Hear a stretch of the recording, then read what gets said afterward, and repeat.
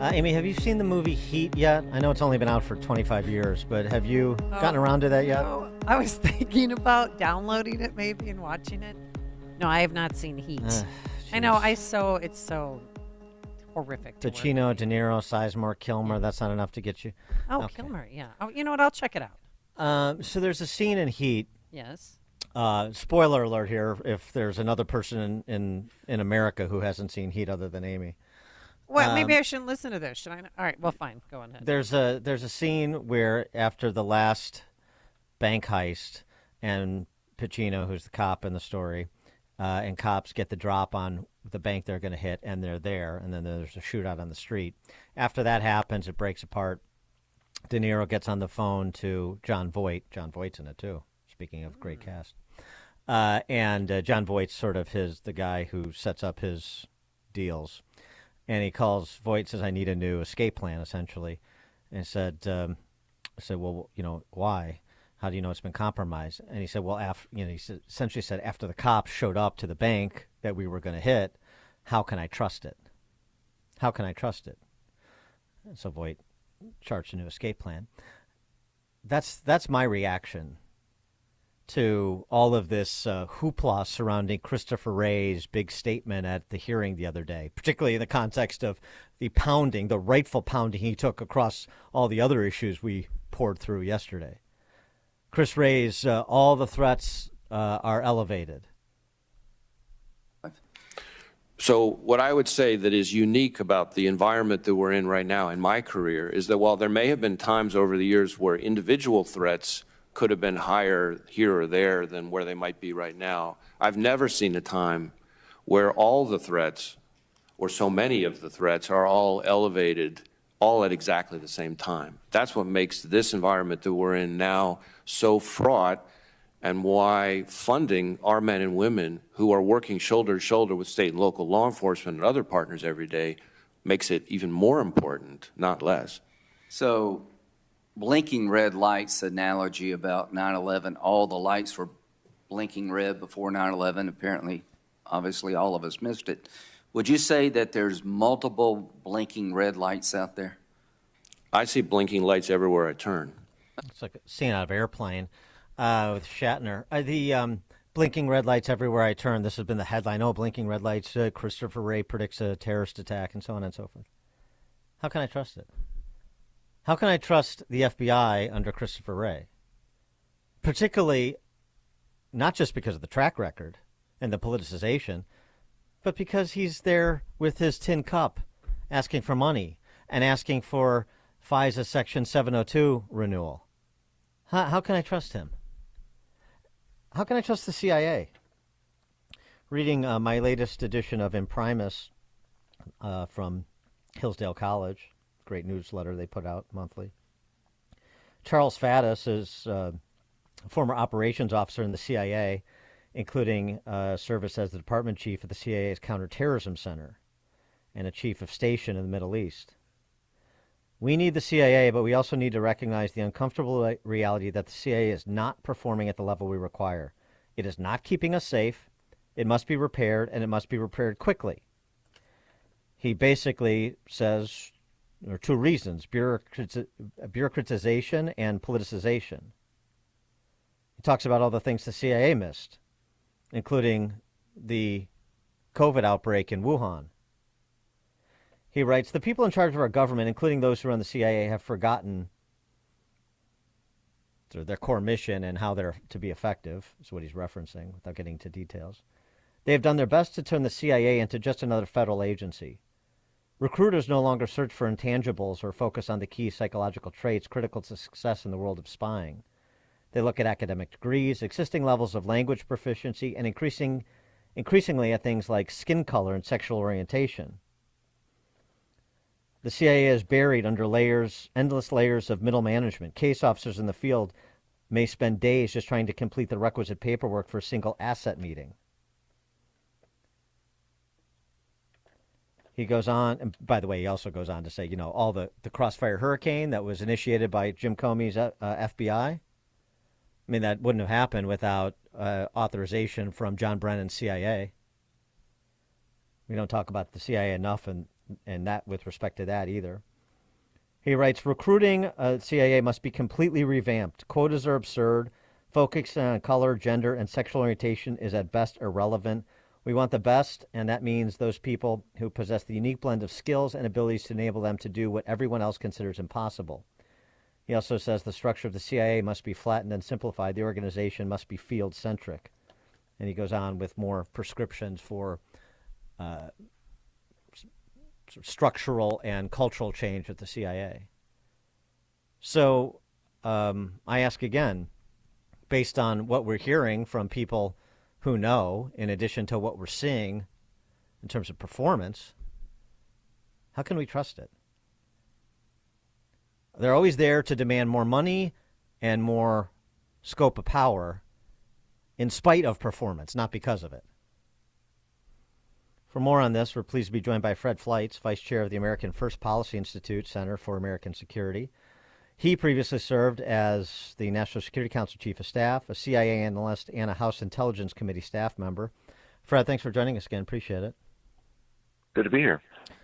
Is there any reason I should trust Chris Wray's FBI or the CIA in its current iteration? Well, I'm glad you brought up this article by my friend Sam Faddis. That's a speech he gave at Hillsdale College. I gave one at the same program, and we had similar messages. The message that I gave was a little bit different, and what I said was that the CIA was created to serve the president.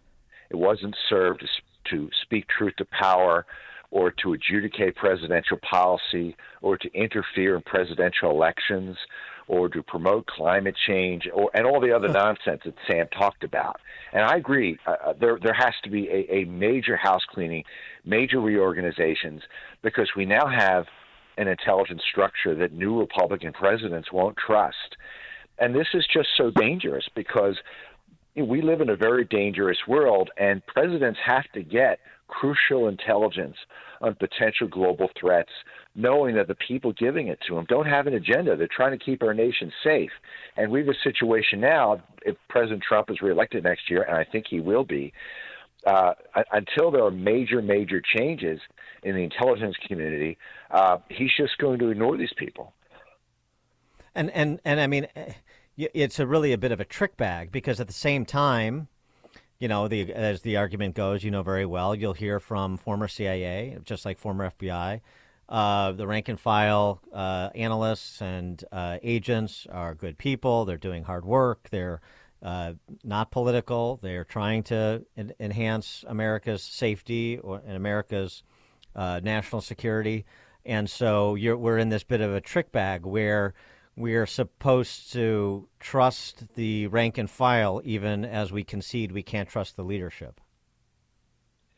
And that's exactly right. And basically the philosophy in these intelligence agencies now is that we're the experts, and they want to tell the president what to think. And that they are basically, they say they speak truth to power. I got news for you. Intelligence is not truth. It is an opinion. If I write an intelligence analysis CIA, it's my opinion. It might be correct. There may be other intelligence agencies with another interpretation. The president needs this analysis, but he's not bound to follow it. And if he doesn't follow something that the CIA says he thinks it's wrong, he's not politicizing intelligence.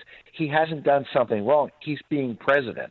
But we now have a narrative that if presidents don't believe our intelligence community, if it doesn't follow their recommendations and analysis, they're doing something wrong or illegal or immoral.